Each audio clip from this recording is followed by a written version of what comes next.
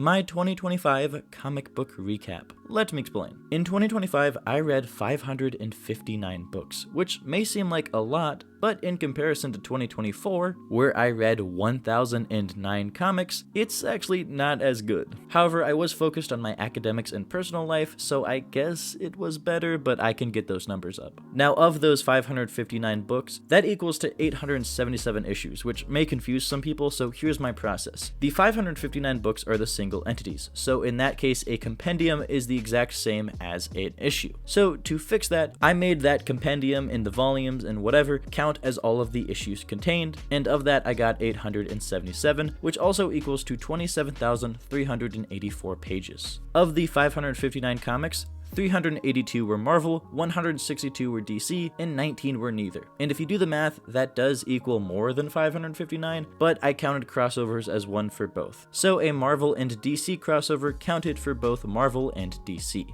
I started the year off the way I always do by reading an issue of my favorite character, and this time it was Nightwing issue 26. However, I ended the year on Batman/Deadpool, which was not on purpose. I actually planned to read more, but instead I was invited to a New Year's Eve party and also got really into Baldur's Gate 3. My favorite comic I read this year was Radiant Black Volume 6, and it is just so fantastic. If you are not reading Radiant Black, you have to. I cannot talk about this without spoiling it, but it is just so good. Even if you just read issue 1 up to the end of Volume 6, it is a perfect story, and I highly recommend it. That being said, I do have a least favorite comic, and it is Godzilla vs. Avengers. When it comes to crossovers like this, I try to give the writing a pass, but this comic was just a mess. No one felt like themselves, even Godzilla, which in my eyes, it's not that hard to write Godzilla for a comic crossover, but it just didn't feel right. And to end on a high note, a comic I think you should read is the current Nightwing run, which is specifically from issue 120 to the current issue. This is some of the best Nightwing writing I have seen, and while I do have a few issues with it, it is just much better than what we've been getting,